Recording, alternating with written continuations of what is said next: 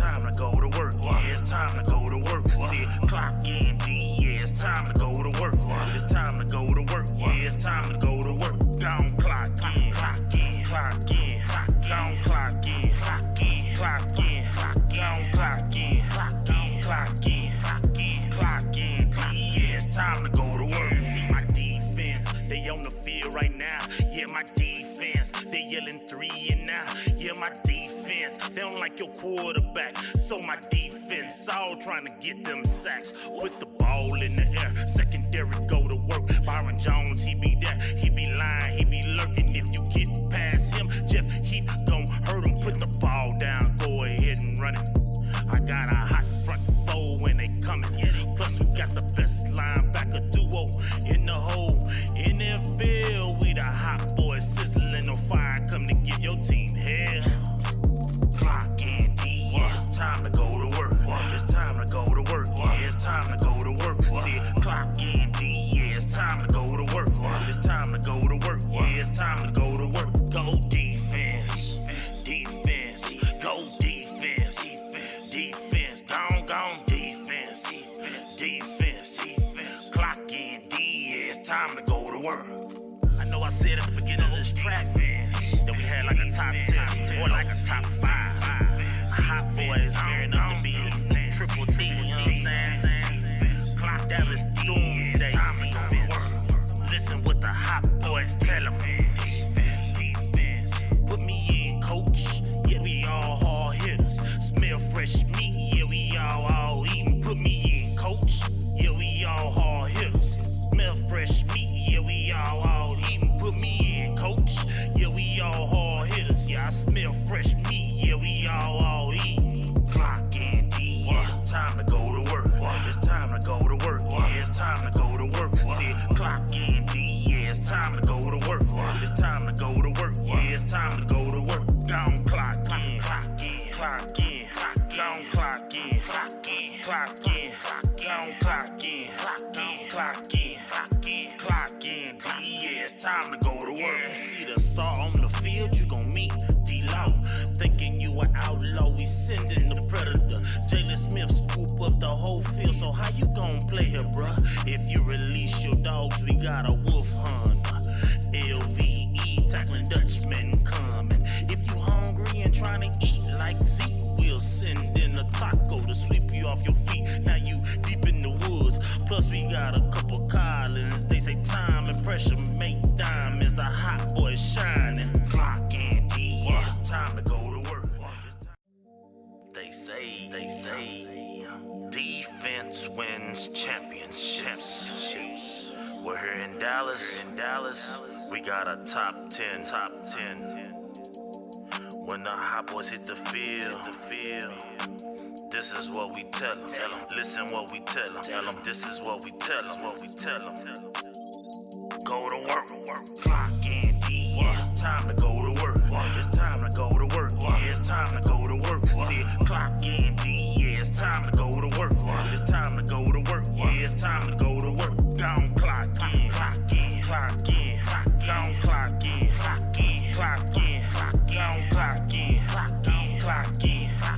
clock in, yeah, it's time to go to work. See my defense, they on the field right now. Yeah, my defense, they yelling 3 and now. Yeah, my defense, they don't like your quarterback. So my defense, all trying to get them sacks with the ball in the air. Secondary go to work. Byron Jones, he be there, he be lying, he be lurking. If you get past him, Jeff Heath gon' hurt him. Put the ball down, go ahead and run it. I got a hot front four when they coming. Plus we got the best linebacker duo in the whole NFL. We the hot boys sizzling on fire, come to give your team hell. Clock in, D, yeah, it's time to go to work. It's time to go to work. Yeah, it's time to go to work. See, clock in, D, yeah, it's time to go to work. It's time to go to work. Yeah, it's time to go to work. Go defense, defense, go defense, defense, gone defense, defense, clock in, D, yeah, it's time to go to work. I know I said at the beginning of this track, man, that we had like a top 10 or like a top 5. Hot boys gearing up to be triple D, you know what I'm saying? Dallas doomsday defense. Listen what the hot boys tell 'em. Defense. Put me in, coach. Yeah, we all hard hitters. Smell fresh meat. Yeah, we all eating. Put me in, coach. Yeah, we all hard hitters. Smell fresh meat. Yeah, we all eating. Put me in, coach.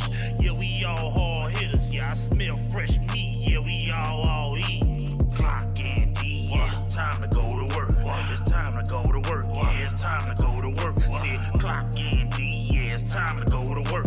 It's time to go to work. Yeah, it's time to go to work. Gone clock in, clock in, clock in, gone clock in, clock in, clock in, gone clock in, clock in, clock in, clock in, D.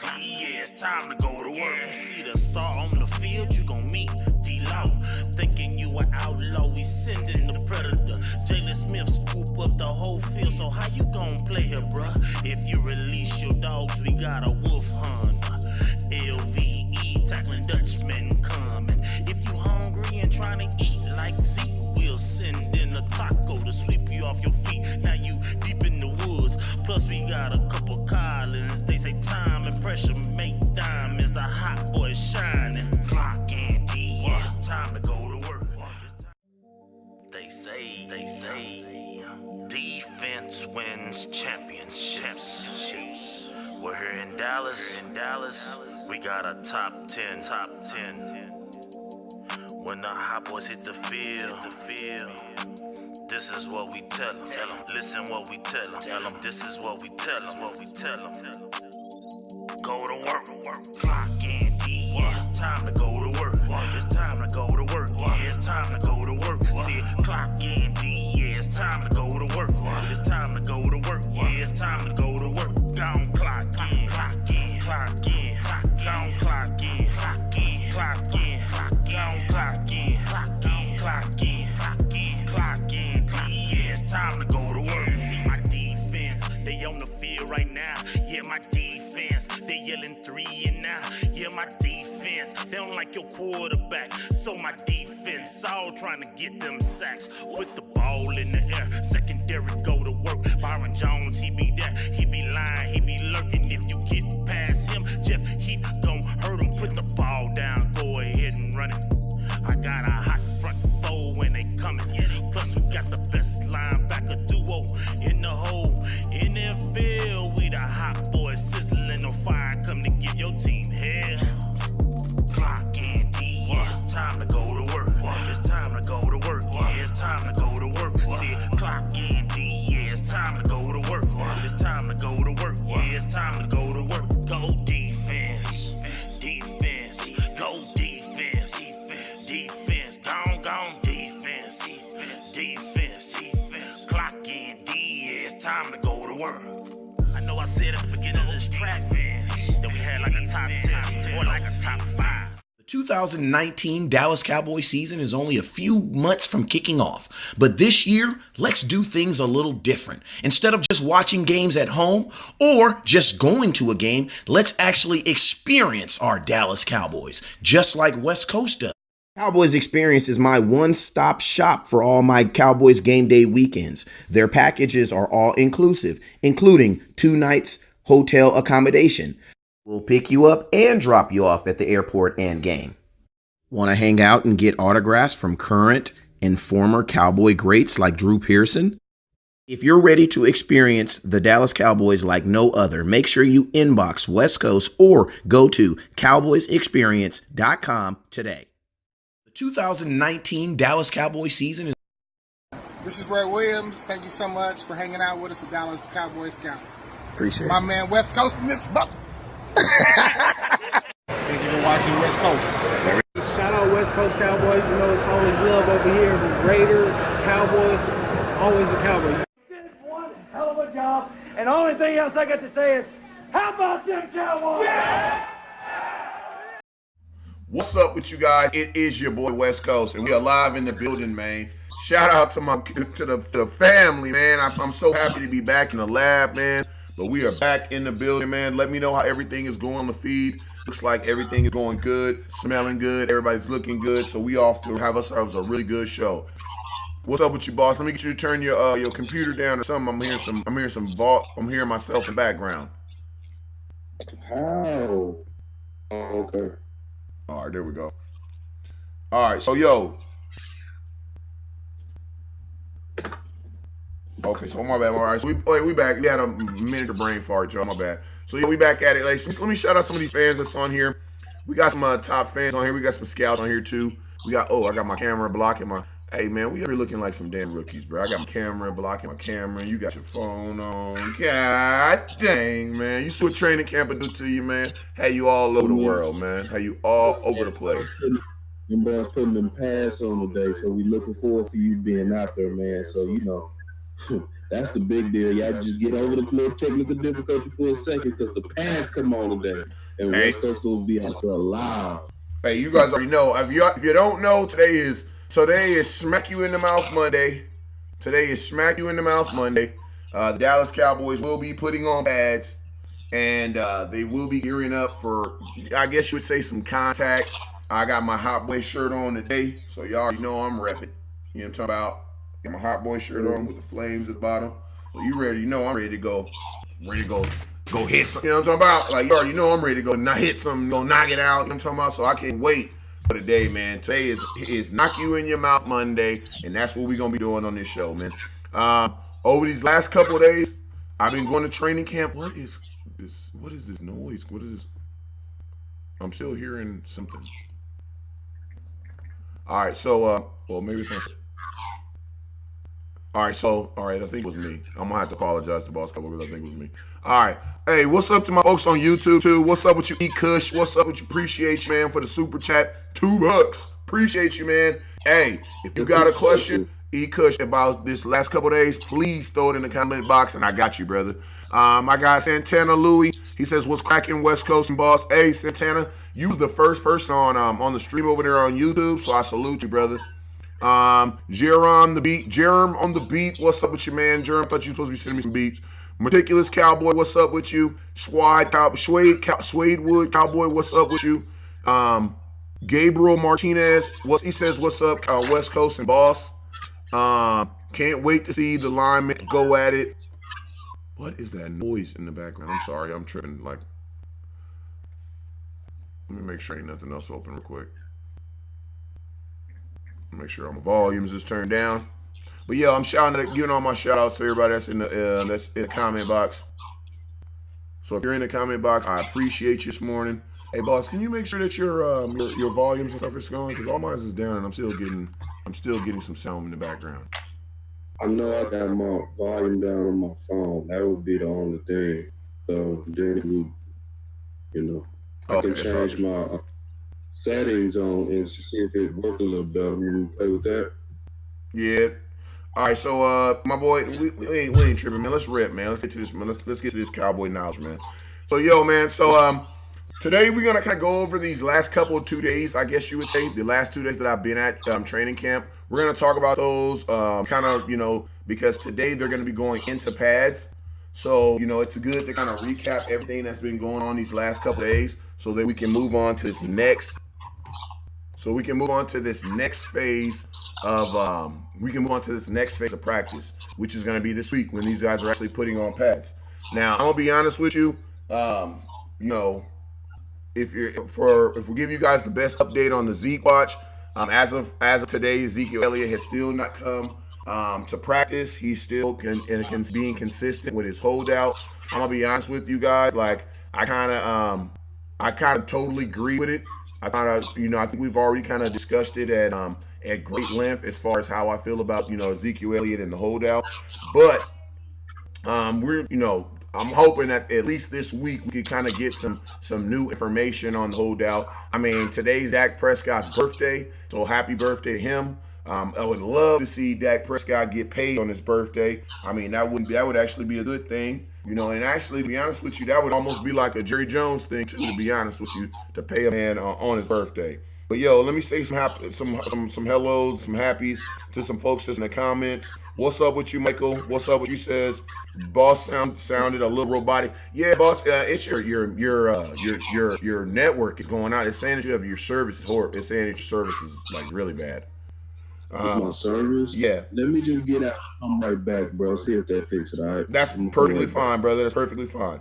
All right, so Boss Cowboy is going to dip out real quick. He's going to ding dong ditch us real quick. He's going to hit the doorbell and come back in real quick, and then we're going to get it. Richard says, what do you think is realistic contract that would get him signed?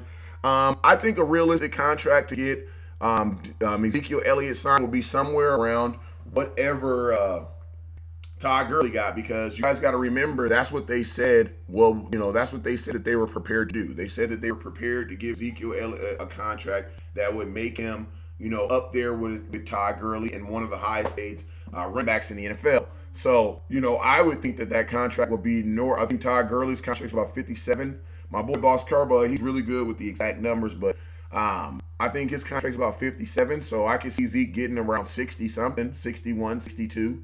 And then as far as the yearly, I think Gurley's at like 14 and a half. And so I would think that Zeke would be around 15. I mean, you got to say it like this. David Johnson made $13 million last year. You know what I'm saying? And he's a shell of who he used to be. Yeah, he was a great fantasy football running back 1 year, but in the last 2 years, he has nowhere been near that. And so when I hear reports, not even here, you can just go online and see what he made last year. David Johnson made $13 million last year. And so you can't, it's very hard for me. It's very hard for me, as a Dallas Cowboy fan to look at his production, and his injury history and be like, not think that Zeke doesn't deserve somewhere close to that. So I mean, if you're asking me right now, I would say about $62 million, because that's going to put him above Todd Gurley as far as the total contract.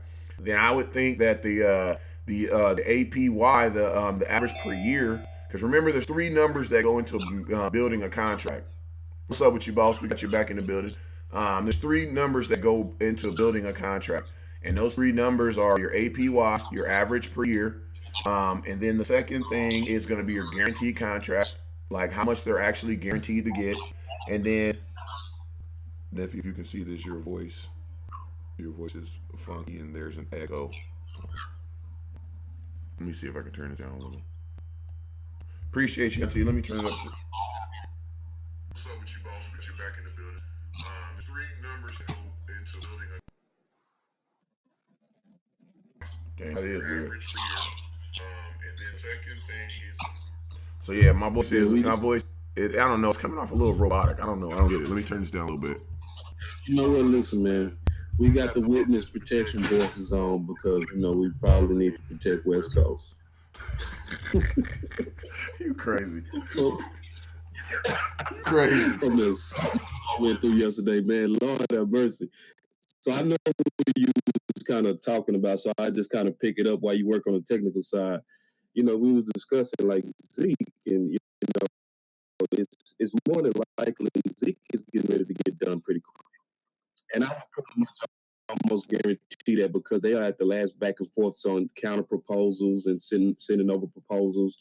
This is the exact time Stephen Jones said that they like to get deals done. Don't forget that Zach Martin was 2 days in a training camp when his deal was done. Remember that, So it's been 2 days, and we still, have Dak that they're discussing. We have Zeke that they're discussing, and it looked like they was really trying to escalate Zeke. So I wouldn't be surprised at all if we look up any day now and see Zeke return to camp, like literally as of like today or tomorrow. Or I wouldn't be surprised at all. It's just because it's that time. I can't hear you. I can't hear you. I said I wouldn't be surprised if Zeke showed up today. Like, yeah. I wouldn't be surprised because, the pads are coming on now. It makes sense because, like, the whole time the Dallas Cowboys have been spinning this, or kind of been selling it to themselves that they have time, because time gives you leverage. Time is leverage within itself. You know what I'm saying? It's either going to take your leverage away or it's going to give it to you. You know what I'm saying? So, with them going into pads, I would actually think that a lot of this stuff is about to ramp up. You know what I'm saying? And, that's just kind of my thoughts on it. Boss Cowboy, they was asking, I had a question on here before we go into our first hot topic, brought to you by Gridiron All-Star Game. They had a question about just real quickly, man, what would you think would be a contract Zeke could accept from the Dallas Cowboys? While I go grab my charger and see if that fixes this problem. The contract that Zeke would need to accept would be a contract that's higher than Gurley on every major factor. So we talk about this a lot on this show so that you don't get confused. The three numbers that you always want to kind of try to focus your eyes on is the total guarantee, the APY, or the average per year in the total contract. So according to Mike Fisher, the numbers that they sent over, two of those numbers broke records. It was the total guarantee that was higher than Gurley. The total contract was higher than Gurley, where Zeke probably took offense, or more, I'm not going to say Zeke, I'm going to say Zeke's agent, because it's usually the agent that's really trying to chase the record-breaking contracts, was the APY. And the average per year was less, according to the Mike Fisher proposal, than what Gurley is currently receiving on his contract. So it's a couple of reasons why you could take that as an insult. Number one is because it's against what they said already. What did Jerry say? Jerry said it out his own mouth. We're going to make Ezekiel Elliott the highest paid running back. So if you sending over a proposal where you're not showing me that I am the highest paid, then, we are more than likely to have some problems because it's against what you said out your own mouth. Number two, it's a problem because Gurley's contract was finished at a lower salary cap a couple of salary caps ago. So when you think about that, that means they're offering him even way less in terms according to the percentage of the cap. So Zeke definitely, with the violence of his position, have reason to say, I'm not coming to practice. I'm not taking on the risk. I'm not doing anything that's going to risk my future right now. And some people choose to practice like Dak and Cooper. And some people like Zach Martin and Zeke chose to hold out. I'm not taking the risk, and I actually side with the players on this one because especially when you're at the door of your contract. Like, Dak played week 17 with Tyron Smith out, with Zach Martin out, with obviously Fredericks out, and Zeke out. So he was with a B-, C+ offensive line where he actually was playing and risking his own health. But he did it because he needed to close the door and doubt, which he did week 17 for sure, where he put up all those big numbers and all those touchdowns, big passing rate in the game-winning throw that really like closed the door on doubt in terms of is he a franchise quarterback. He pretty much closed that doubt question with week 17. But now that you're at the cusp, you're literally getting ready to sign your contract. This is just, to me, in my opinion, not the time to take those risks. Like if I'm the player, it's like, okay, how much more do you want to see? I have more, playoff wins and playoff appearances than at least 5 of the guys that was enumerated before me, and all of them had record-breaking contracts. So the Zeke thing will kind of stay out there till it's done.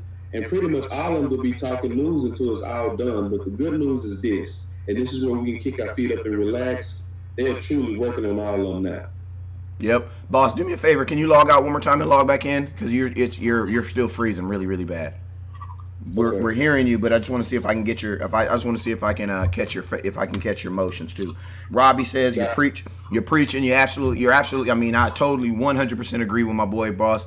My thing is this, like in business, like how, whenever you do a deal in the NFL, you got to remember that there's always going to be 52 other people that's going to be watching you how you do this deal. Why? Because we know for a fact there's 53 people on this team.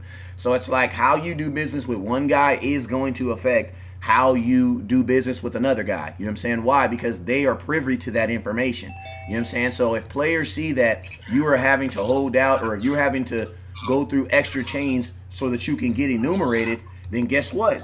They're gonna look at that the exact same way. You know what I'm saying? They're gonna look at that and feel the exact same way. So I could easily see Zeke signing something this week and coming into practice. Why? Because this is the part of the practice where it starts getting a little bit more serious. You know what I'm saying? And then also if you even kind of look at how this year's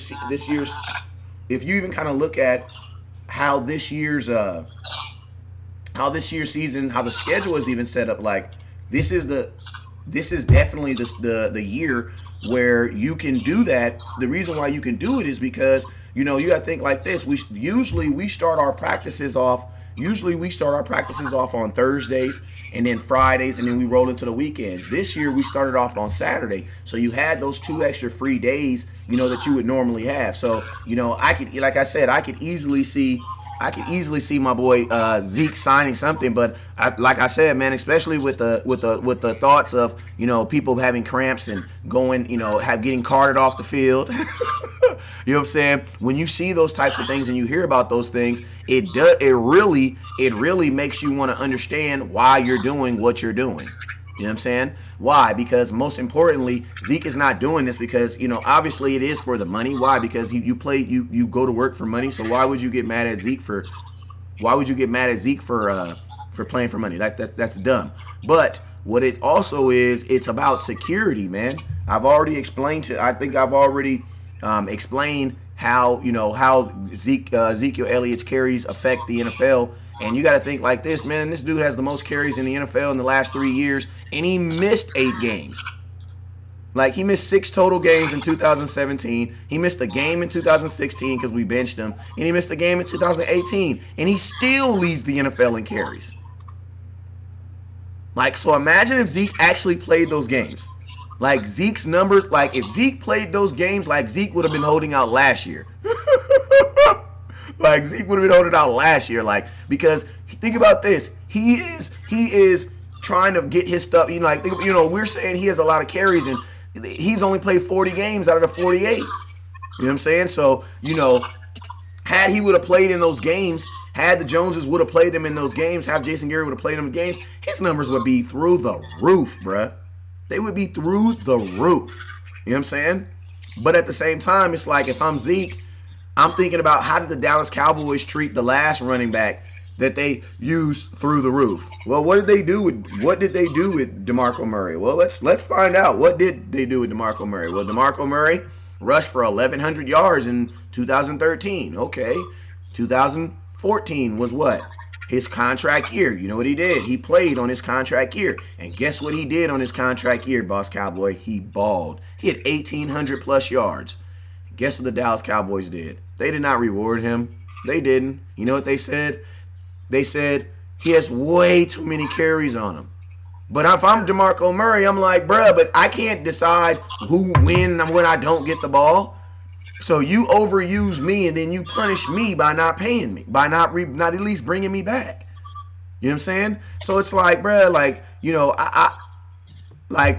if I'm Ezekiel Elliott, I'm just looking at how they handle these running backs. Like Joseph Randle, yeah, okay, he you can't be stealing underwear and cologne. So yeah, we get it. He named it to Dallas. But let's talk about Emmitt Smith, man, the guy who still comes around the stadium, the greatest running back of all time. So you telling me, man, that there was a time that the greatest running back of all time had to hold out for Jerry to get the picture too? Yes, there was. You know what I'm saying? So honestly, Zeke is not really fighting against like this culture. Zeke is really fighting against the culture of the Dallas Cowboys. He's trying to change the culture of the Dallas Cowboys. Like, do you guys wonder why it was so important that they put that tweet out, or someone put that tweet out that said that Ezekiel Elliott, had lunch and that he spent time with these young running backs before they went out there to camp? Like, that sounds like somebody that's thinking that they're going to be back out on the field at some point.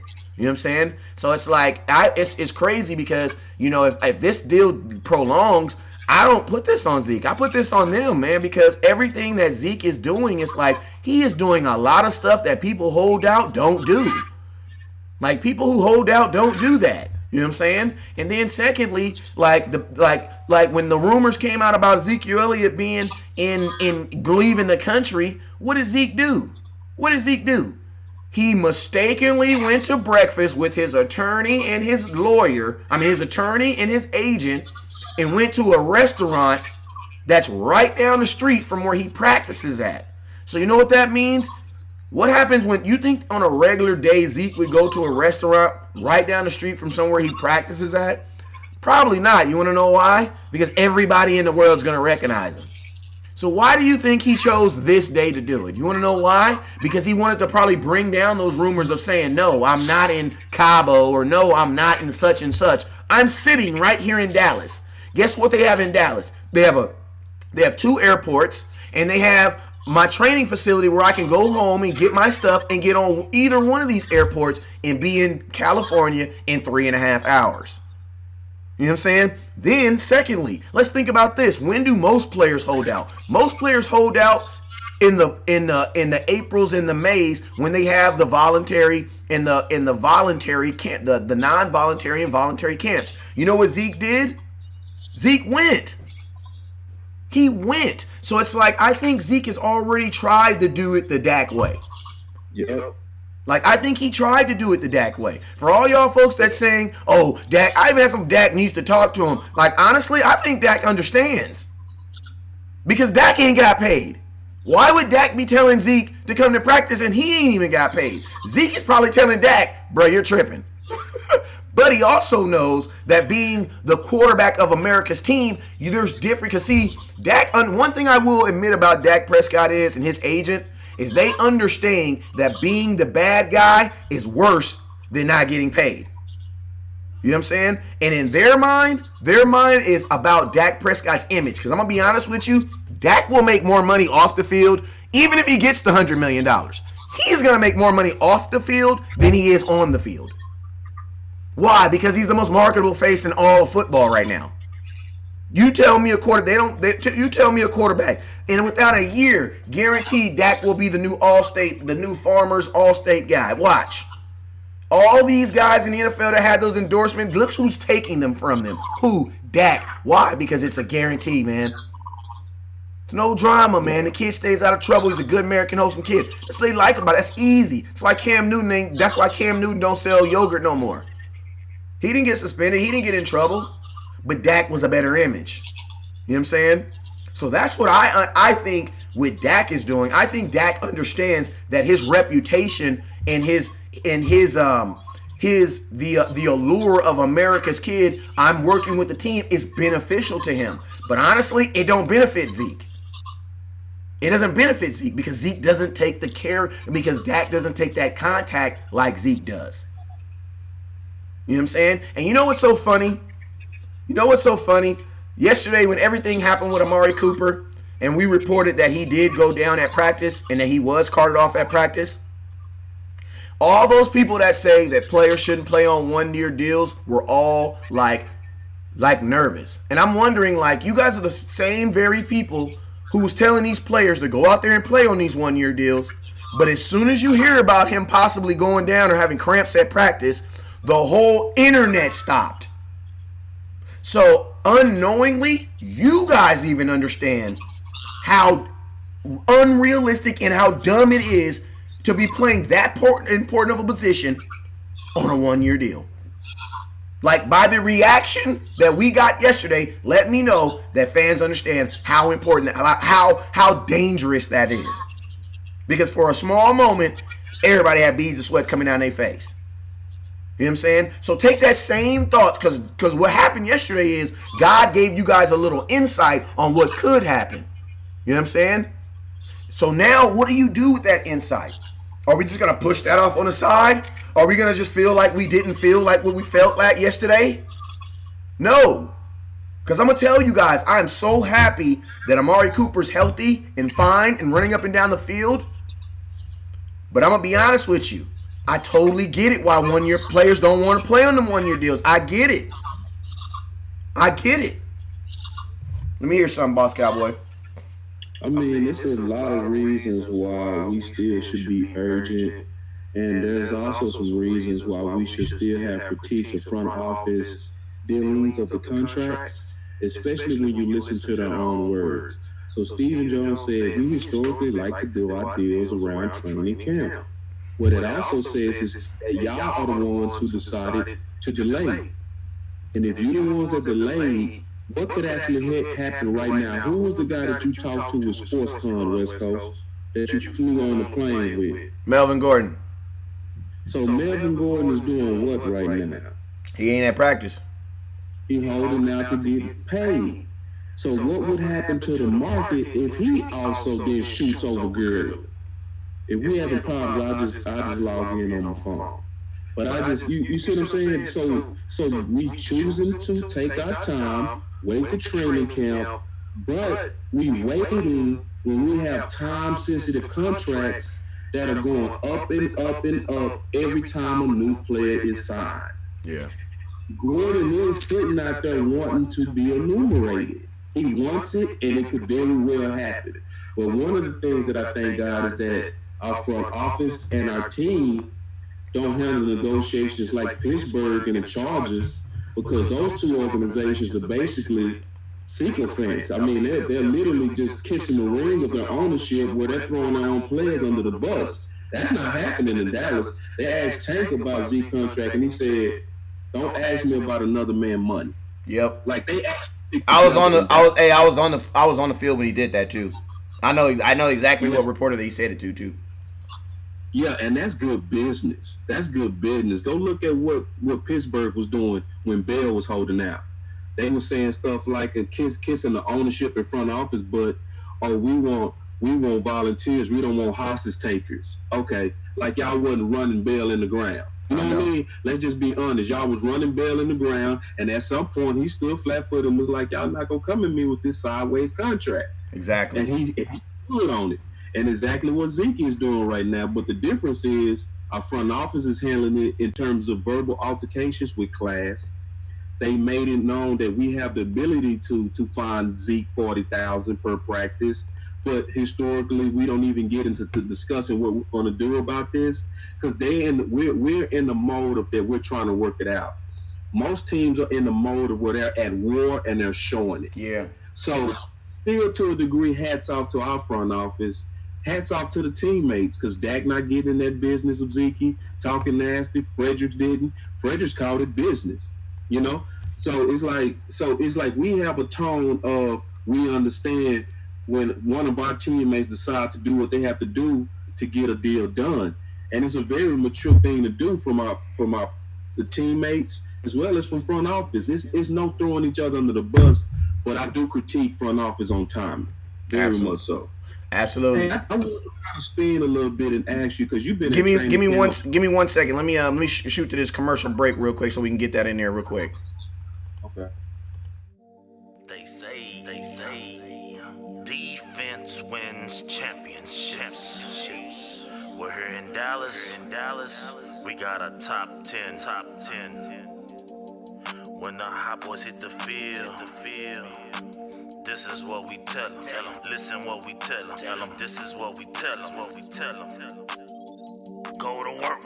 Clock in. It's time to go to work. It's time to go to work. Yeah, it's time to go to work. See, clock in. Yeah, it's time to go to work. It's time to go to work. Yeah, it's time to go to work. Gone clock in. Clock in. Gone clock in. Clock in. Gone clock in. Clock in. Yeah, it's time to go to work. See my defense. They on the field right now. Yeah, All right, so we back in here, man. So I just want to give a little commercial break, man. Shout out to the sponsors, man. Cowboys Experience for holding us down and making sure that we are able to get to these events, man. I appreciate them with the utmost. So you go ahead, Boss Cowboy. You had a little thought you wanted to say before you got out of here. I mean, not before you got out of here. Before we switch to the next subject. Well, actually, man, this just broke. I just got a tweet from one of the scouts, Sam. You know, a scout brother of ours. So he's definitely a serious Cowboy fan out to uncover truth. He said, according to a tweet of Mike Fisher, that Cowboys camp holdout running back Ezekiel Elliott, per report on 105.3 The Fan, is in DFW now and is ready for a flight to Cabo. Now, I'm going to be honest, man. I'm going to be all the way real freaking honest right now. West Coast, you knew this, man. West Coast told me before the show, man, I'm hearing from a source that Zeke is at the airport. Okay? So I want to kind of talk about first Zeke, but then I also want to talk about kind of what happened a little bit yesterday, if that's okay. You know what I mean? I want to ask you questions about camp and what happened yesterday with the rumors and stuff like that. But obviously this is good news, because if Zeke is at the airport and he's heading to training camp, what does that say? That says that honestly, think that's man, the number. If you go get on the plane and go ahead and come on to training camp, I think you saying you like your number and you getting ready to come sign. Or why else get on the plane? So just like we said at the beginning parts of the show, we said this. More than likely, this deal is getting ready to be done. Like we talked about, Zach Martin held out for how many days? 2. So we going into day 3. He's on the plane, right? By the time he lands, he might be able to go on out there, sign his deal. You know, after his representatives, people look at it, make sure the T's and I's are dotted and all that kind of stuff. We're getting ready to see Zeke. yeah. I mean, that, from my opinion, obviously we have to be careful and a little bit slow, but at the same time, it's pretty obvious the fact that he's starting to fly into town. That says to me that the deal is about done. So we more than likely going to put the Zeke domino behind us. Yeah, and I mean, to be honest with you, it's like, you know, I mean, I don't really care about where I mean, I know they're trying to lead us on, you know, he's in Cabo, he's in here. Like, I'm going to be honest with you, Ezekiel Elliott is a multi-millionaire. As long as he is not on the moon, he could basically be at camp within 12 hours. You know what I'm saying? There's pretty much nowhere in the world where he can't be that Jerry Jones jet won't get him there within 12 hours. So it's like within an overnight sleep, Zeke can be there. I mean, they could have said he was in Germany. You know what I'm saying? It doesn't really matter. As long as he has the ability to get on an airplane and come, then there's nothing really changed. I think it's very I think it's kind of crazy though, because I know Cabo has a reputation of being more of like a party area. You know what I'm saying? So you know, I you know, and then I want to know, like, if there's my question is this: for all these folks that are this close with Zeke, why don't y'all just ask him what does he want? Like, you got folks that's telling me that Zeke is here and that Zeke is going to Cabo on an airplane. Like, if y'all got that type of access, can't somebody just ask him, bro, what's the number? You know what I'm saying? Oh, I misread it. He going to Cabo. Yeah, he going to Cabo. You know what I'm saying? So that's at least that's what it says. But I'm just saying, these folks who got for those folks who got that inside like that, like, bruh, why don't you, instead of asking him where he's going, ask him what the number is? You know what I'm saying? Like, that's why I also believe that a lot of these leaks and stuff, man, this stuff is put out either by Zeke or by the Dallas Cowboys, because there's nobody else that would know that. Like, who else would know that? He's going to Cabo. What's up with you, Star Boy? Robbie says, I hope this, and Robbie, I appreciate you for your jersey purchase. He says, I hope this man is at the airport. I hope he is too. That means we got some progress. You know what I'm saying? Yeah, but I read it wrong, so don't quote me and don't say I started a rumor. Don't try to shoot me under the bus over a misquote. The B part is what I missed. Is that they say that his flight is to Cabo. But listen. First of all, I still wouldn't worry about it, because we know what happened the last time Zeke went to, you know, a place that was a vacation spot. He came back looking like, you know, Vin Diesel and young Arnold Schwarzenegger. You know, when he came back, his first game back from suspension, he had 50 yards in the first quarter. So, I mean, more than likely, he's learning from the past. It's like, instead of being in Dallas where I'm familiar with a lot of people, I'm going to go to where I can clear my head and get with my training team and just be that much more a monster when I get back. That's what I would assume he's doing. And that's good on his part, because it's basically sending the signal to Dallas that he's not playing. That he didn't like the number, he didn't like the proposal, because they said that they was waiting on Zeke's counter proposal. That's what the reports have been of lately, is they waiting on this counter proposal. But sometimes I don't have to send you a counter proposal when you already know you're in the wrong. You know what I'm saying, West Coast? Yeah. Like, and we talked about this yesterday. So, like, for example, so West Coast, you know, just in the I made a promise to you that I was going to make you highest paid, right? Mm-hmm. So highest paid competitive, if you look at it, let's say if it says $17 million. If I send you a proposal for $16 million, do you have to carry that? I mean, I shouldn't, because you shouldn't even be showing me a proposal for less. Like, that's a waste of time. Like, promise, yeah. Like, why should I have to go back and forth with you on sending you promise on what you already said? You already said that you was gonna make me the highest paid. So it's like almost Zeke is sending the signal by going to Cowboy. Be like, okay, that was insulting. Get that APY number up, or I'm gonna be at Cowboy. I will fly back and be in camp. Yeah, I mean, and basically that's how you would respond to that. Is my response wouldn't even be a no or yes. My response is like, I'm going to vacation now. And and to be honest with you, it's like it almost seems like Zeke is doing this in phases. Like I don't get the impression that Zeke is like because like Jalen Ramsey is gonna hold out and he is going to cause a big old fit with a big old smile on his face. But I have a feeling that part of Zeke wants to get this done because he is giving the Cowboys every opportunity to get it done. Like, they put out and I'm going to be honest with you, because of yesterday, you know what it also let me know? It also lets me know that the Dallas Cowboys use Mike Fisher to put out the information they want to put out. You want to know why? Because when West Coast put out there that Amari Cooper went down at practice, it was not the Dallas Cowboys that came after me. It was Mike Fisher, and I got mad love for Mike Fish. Mad love for Mike Fish. But I'm just saying, I know what side of the street he stay on. You know what I'm saying? Because at the end of the day, you would think that the Dallas Cowboys would have a Dallas.com that would come out. They did. They had Dave Hellman come out, but he came out with it after Mike Fish. You know what I'm saying? But what I'm saying is, Mike Fish is intertwined in the family business. You know what I'm saying? So let me say it a little bit more clear.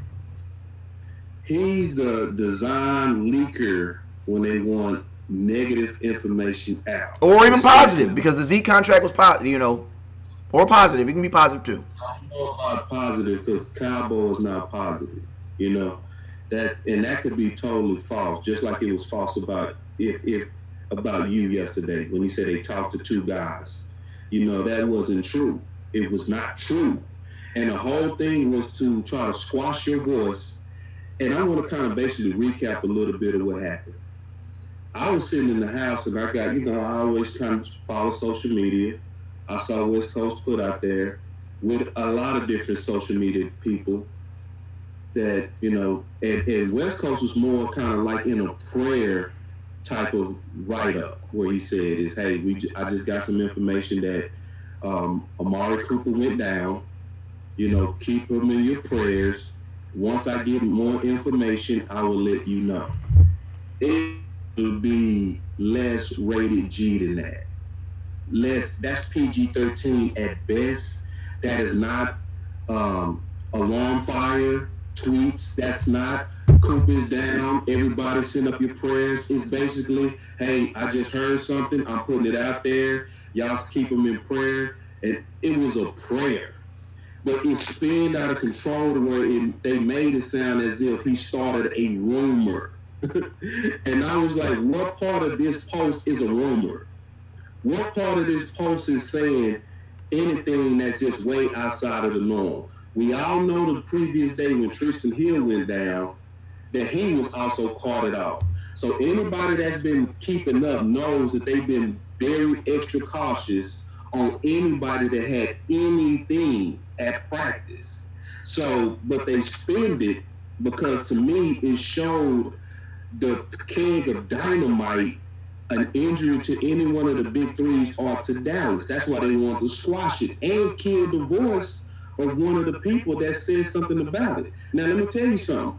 West Coast wasn't the only person that posted something, but he was the primary target because his voice is one of the biggest in social media. And it was Mike Fish who put the hit on it. A hit.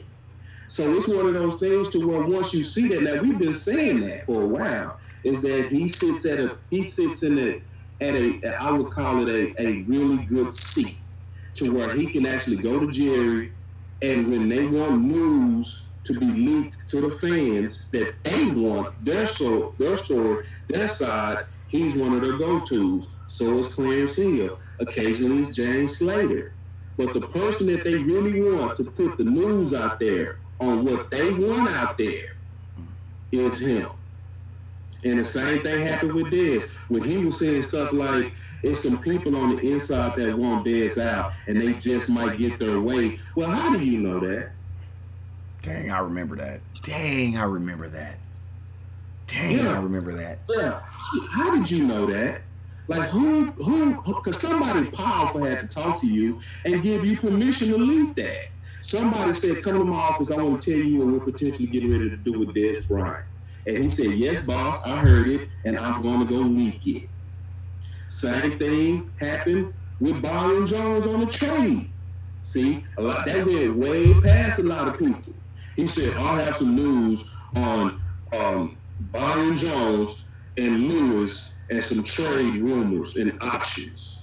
Okay, so what was you doing, Mike Fish? Mike Fish was the voice of the Cowboys to say, if anybody looking to buy Byron Jones and maybe Lewis as a package, they're for sale. That's his job. So when it came down to West Coast and what he posted yesterday, they wanted that story dead. So let's go make the guy who said something about it with the biggest voice seem like a buffoon. Make him seem like a wannabe insider. And he literally said that. And then said, beware. It's like, no. First of all, that's not cool. You know, and that's why I still to this day look up to James Slater above anybody, because she's one of the last that to me holds her integrity. Because it's not right to literally single out people and make them look like they're pretending when that's never been who West Coast is. And the people that been rocking with this show knows that. So I just want to put that. What this should do is make us all wiser. Because we've been saying this on the show for the longest. We all need to consider the sources of where we get our news. And not just saying, okay, you know, we saying that from the way that they do business and the positions and where they sit within the organization. If you know this guy is the person that's designed to leak and snipe and be the voice of the organization, especially if they want to put a hit, then yeah, I'll be beware of you. You know, I'll be beware of you. I'll be the one that when you say something, I need to filter it really through my mind. Is this coming from you independently, Mike? Or is this coming from the organization because you're working on their behalf at this moment? And see, West Coast asked him that question on day one. He said, if people didn't peep that West Coast, I peeped. You went in the tent and said, hey man, how do you balance being an independent voice and also being the person that's the go-to when the organization wants something put out? Real good question. But maybe people don't know that's how it works, West Coast. Because then if you saying that, if you expose that's how it really goes, then now you became the enemy. Right? Because you just exposed that, hey, what we've been saying is true. Is that we have to filter through the information with particular sources. That's why me and you, especially me, you know, I would say especially me because she's one of my favorites, how James Slater is because she's been tested. You know, she stood against the organization when they was rolling out Biz as a camp. She was the one rolling out Biz. This is what she was saying. Hey, from me doing my job and interviewing players, they're saying there's zero in this locker room. The complaint that I'm hearing from these players is play calling. Yeah. So she was under the pressure to go along and get along. That's the pressure she was under. But she chose out of journalistic integrity to be the voice of the players. And a whole year later, it was the same thing till he finally was fired. And I'm talking about Scott Linehan. But if you would have been following James Slater, you would have already been on the truth. If you would have been following other journalists, you would have been believing rumors about Dez and others that just weren't true. Absolutely. So, man, I mean, that's our quest here. That's our quest. That is definitely our quest here at all times. So make sure you guys get the best information out. Hey, we're going to take a quick commercial break, and then when we get back, we're going to start talking about some actual stuff that's going on at practice for about another 20, 30 minutes. So if you got 20, 30 minutes to rock, we're going to rock right with you. 2019 Dallas Cowboys season is only a few months from kicking off. But this year, let's do things a little different. Instead of just watching games at home or just going to a game, let's actually experience our Dallas Cowboys, just like West Coast does. Cowboys Experience is my one-stop shop for all my Cowboys game day weekends. Their packages are all inclusive, including 2 nights hotel accommodation. We'll pick you up and drop you off at the airport and game. Want to hang out and get autographs from current and former Cowboy greats like Drew Pearson? If you're ready to experience the Dallas Cowboys like no other, make sure you inbox West Coast or go to cowboysexperience.com today. The 2019 Dallas Cowboys season is... All right, what's up with you guys? So we're back. So yo, I put this video out. Yesterday actually. Actually, I put it out this morning. I'll take that back. I put this video out this morning, and this is the video I shot on Saturday, and it is a competition between Dak Prescott, Cooper Rush, Mike White, and a new guy named, I always say his name wrong, but it's like Tyron Christian. I call him TC. You know what I'm saying? For show. You know what I'm saying? It's just easier to say TC. You know what I'm saying? But first off, right out the gate, man, I'm going to give y'all some rankings, right? If I had to say over the last 2 days, ranking these quarterbacks, like from, who I've seen, best performance down to like, fourth. Right now, Dak Prescott, your boy TC, that is quarterback out of South Carolina, but South Dakota. Then after him would be Mike Wright. Then after Mike White, it'd be Cooper Rush. I will say this about Dak Prescott, and I know, I ain't gonna lie. Like, whenever I go to training camp, man, like, people always get on my head. You wanna know why? Because I think I've been very thorough with my evaluation of Dak Prescott, right? And over the last year or so, there's been things about Dak about his game that I didn't necessarily care for, or I thought he needed to improve on, right? And we all know that last year, the biggest thing that was coming out of training camp was that Dak Prescott did not practice well. He just didn't practice well. He was a gamer. You know what I'm saying? But I'm going to be honest with you guys. Like, man, this experiment between him and John Kitna, this is working, man. The two biggest things that I would say with Dak Prescott that I've seen, and I actually got a video on his footwork. I took some videos of him working on his footwork and stuff like that. And I'll put that on the page later on today. But just some things that I've seen about Dak Prescott that I really, really like about him, and then not even that I'm liking about him, but I'm just loving him as a quarterback. One, I love the way my boy Dak Prescott takes every rep as if it's like a game rep. Like, a lot of times when you see these guys out here doing the drills, they're doing the drill. Like, they're trying to do the drill because they want to look good on the drill. You know what I'm saying? And a lot of times when you do drills, they want you to do them slow so that you can be very mechanical and work on different things inside of the drill. But one thing that's very, very obvious about Dak Prescott is every single rep that he does, he tries to at least give it about 85 to 90% of his gusto.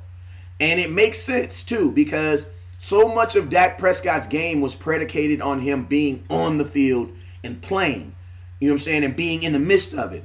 And what I like is you can tell that John Kitna or someone has told him, like, yo, simulate whatever it is you have to do in a game so we can perfect it here in practice. And he's doing that consistently. Like on this drill right here, at the very end of this drill, you'll actually see, because they were basically going to like 5. And I'm going to be honest with you. On this drill, the guy, the quarterback, Tavern, Covington, Christensen, I always say his name wrong, and I call him TC, like I said. The quarterback with 2 first names. TC actually won the drill.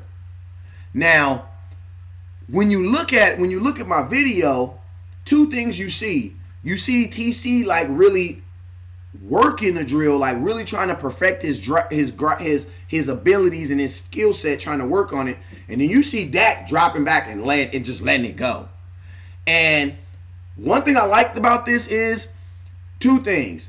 Even though Dak didn't win the drill, at the very last throw, because at the Dak Prescott's on you show my video, his very last throw, the competition is actually over. But Dak Prescott sees that he didn't win the competition, and he literally tells the ball boy to give me the ball, and the kid just tosses them the ball. Dak Prescott drops back 3 drops and just throws the ball, just lets it rip, bro. And I'm gonna tell you, the one pass that was by far probably the one pass that he didn't think about the most was by far the most ice water pass ever. Like, it floated and dropped right into the bucket. Boom. Like it was supposed to do. You know what I'm saying? Now, the reason why I'm showing Dak a lot of love and my boy TC a lot of love on these drills is because last year Dak didn't look good in these drills. Just being real, he did not look good. So when I see Dak Prescott a whole year later, and I see him doing, individual drills that are designed to work on your accuracy. Like, this is not a drill that's designed to work on your footwork. This is a drill that is designed to work on your, where can you put the ball at? Can you actually physically put the ball where only the receiver can catch it? And guess what? He looked good at it. You know what I'm saying? So guess what, guys? My bad for all those people who are mad at me because I haven't, I'm not saying stuff like, Dak's not looking average, or he looks the same, or the accuracy's not improving, or his footwork's not improving. I apologize, guys. Why? Because I would not be being real if I didn't say that. You know what I'm saying? I wouldn't. You know what I'm saying? I would not. Because when I see Dak Prescott, I see a guy, honestly, who has been working with someone. And it shows. Like, it shows. So, I mean, this is only day 2, and I'm gonna keep it. Let me kind of gear you guys' expectation, because I know a lot of you guys are thinking, yeah, but West Coast, let's just wait till the pads get on. Let's just wait till the pads get on. Well, let me hip you guys to some news, right? Even when the pads come on, there's gonna be no pressure. There will never be a time in practice where someone gets within a foot of Dak Prescott. You want to know why? Because he's a franchise quarterback who's on a 1-year deal, and they're not going to take that chance. You want to know why? Because Dak told you they almost had a situation happen in the first training camp when Jeff Heath almost grabbed him. And it was big enough. It was a big enough situation that Dak and Jeff Heath got into it over it in practice. Now, I don't know how heated or non-heated it was, but it was big enough for them to mention it. And if you want to know the exact interview where Dak Prescott mentioned it, go on my page and look for the interview where he has the big cowboy hat on. Or you can go on YouTube and look for the interview where he has the cowboy hat on. And he talks about it. Now, Dak is very professional, so he never throws anybody under the bus. But he did say, it was a little shoving back and forth. That's what Dak said. So I can guarantee you guys, if Dak is looking good right now throwing the ball and there's no pressure, he going to look good all through training camp throwing the ball without no pressure. Why? Because that's how training camps are. They're not out there trying to kill their quarterback. Like, that's not the object of the job. Like, it's to perfect the tools that you're using so that you can then take those onto the field. And I'm going to be honest with you guys. I'm the same guy who told you guys last year that he did not look good in practice. And I'm the same guy that's sitting here right now telling you guys that Dak looks improved. Take it however you want to. I don't care. I don't care. I don't care. You know what I'm saying? Like, take it however you want to take it. I got people in groups that's saying, I don't listen to West Coast. Why? Because he's the same guy who said Dak Prescott sucked, and now he's trying to say Dak Prescott looked good. I'm like, well, my daughter sucked in math. I got her a tutor, and now she's better. Do you think I should still go around telling people she's not good in math, or do you think I should talk about how she is right now? I don't know. What do you think, Boss Corbo? Well, I mean, I say this, man. A couple of things, because I saw the drill. I saw what you posted. I saw it was a work on feet work and accuracy. And I love the drill because when I was watching it closely, all the quarterbacks changed up and varied their feet work. Some of them acted like they was avoiding pressure to the left. Some of them avoided pressure to the right. Some of them did spin outs. Some of them did play action reads. Some of them did rollouts. The very one that you talked about where Dak hit that net at the end, he pretended to be in a play action play. And you see Dak is moving, bro. He's not out there just pretending like he's... No, he's moving fast, and it's a perfect way to practice. He practicing game speed where the others was just trying to win. Thank you! I saw it. Like, and it's my eyes are yours in agreement on that. What I love, though, is it's almost like it seems as if Kitna told them, just do what comes natural to you at this point. In terms of make your move. What's your go-to move? Because all of them was doing things different. And I like that drill because it's basically just saying just feel it. Just feel the game, and just whatever you do, whatever move you do, you have to go back to being in balance when you make your throw. It was almost like he was having a demonstration video to where it doesn't matter what moves you make. at the end, you have to come to balance. That's what the drill looked like to me, you know? And it was a good sign, like just obviously to see Dak just bombing the way he was and TC bombing the way he was, you know? And it was just a drill, you know. You obviously people don't put a lot of stock in No, drills. no, don't say that. Don't say that because time out. I hate when people say, you can't. I mean, there are people who don't do good on this drill, and guess what, Boss Cowboy? Because of that, they don't get contracts. Like, because there are people that make it to practice squads, and because they can't practice well, they don't make it in the NFL. They put a lot of stock in, they put a lot of stock in what people do in gym shorts. But you notice some same people who was tearing Dak apart when he threw a little drill with a quarterback who didn't even make it in the NFL with what was his name, Derek Carr, I think it was, or what was his name, Derek Carr. When they had the little drill at the Super Bowl when he was trying to throw the balls into the little thing. Y'all remember how y'all crucified him? That's why I make it a point to say, like, especially myself, because I feel that I can be the most honest person when it comes to Dak Prescott. Why? Because I go live so much. Like, there's so much content of West Coast saying that he need to improve on this, he need to improve on that, he need to improve on that. Like, there's so much content of me saying it. So when I go to practice and I see him working on the very things that I said he needs to work on, I'm like, bruh, bring it in. You want to know why? Because it is. I want to win. Yeah, partially West Coast. The problem has really never been that. I was talking to Jeff Blake at SportsCon, who played, obviously for the Bengals for a while, and he played for New Orleans for a while. And I asked him about that. I said, PFF said that Dak is average. What's your thoughts on that? He said, no, Dak not average. He said, the problem I see with Dak as an ex-NFL quarterback that was athletic like Dak, he said it wasn't the right tools put around Dak to develop. I agree, because the change was way too fast. The change was way too fast. That's what he said. He said once you see, and it's not saying, that's why I always hated Kellen Moore as the QB coach. I love Kellen Moore as a strategist. I always hated Kellen Moore as the first-time QB coach, because who taught him how to teach? It was just assumed. And oh my God, that was a great point, Boss Cowboy. I need you to go back just a little bit because I think people missed it. Say it again. Not who taught him how to be a quarterback. Who actually told him how to actually teach? Because teachers aren't, or teachers just get the job, or do they actually go through training? Kidner taught. So he's educated on how to educate. Literally. Yeah. He's educated on how to educate. And he's out of Waxahachie High School, where he was a teacher.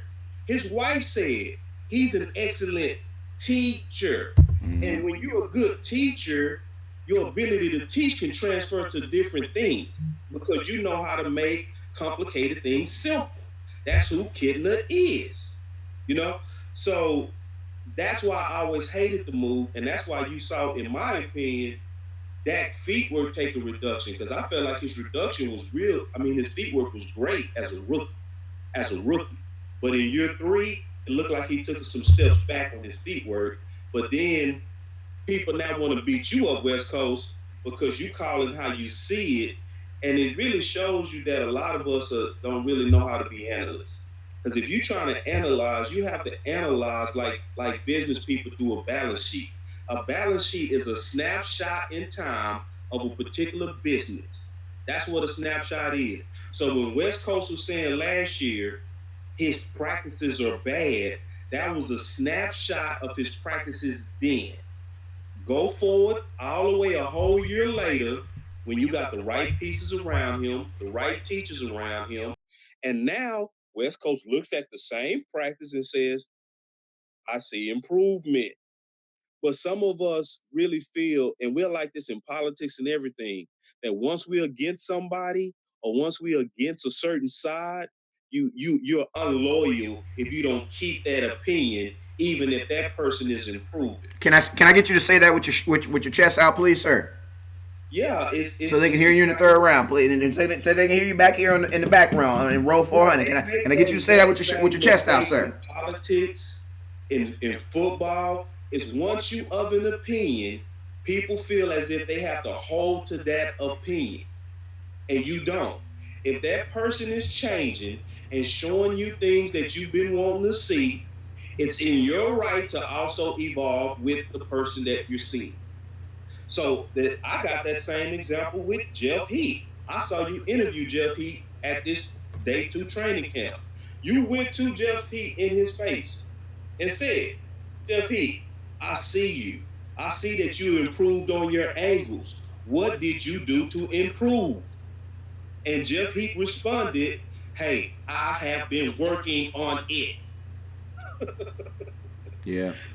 So if we holding on to an opinion of Jeff Heath from the days of 2017, the first 8 games, where he was angle king of messing up, then you didn't evolve. And that's your fault. Yep. That's your fault. That's not his fault. It's your fault. So it's one of those things to where, like, people like to for anybody to say, I don't trust him because he was angry at Dak Prescott last year. Well, what if West Coast, you was analyzing Drew Brees his first 3 years? You probably didn't have a lot of good things to say. I would have probably traded him. Wait, time out. They did trade him. Drew Brees with the Chargers. I would have probably traded him. Not the quarterback of with New Orleans. Yeah. He absolutely was not the same quarterback. Nope. Same thing with Romo.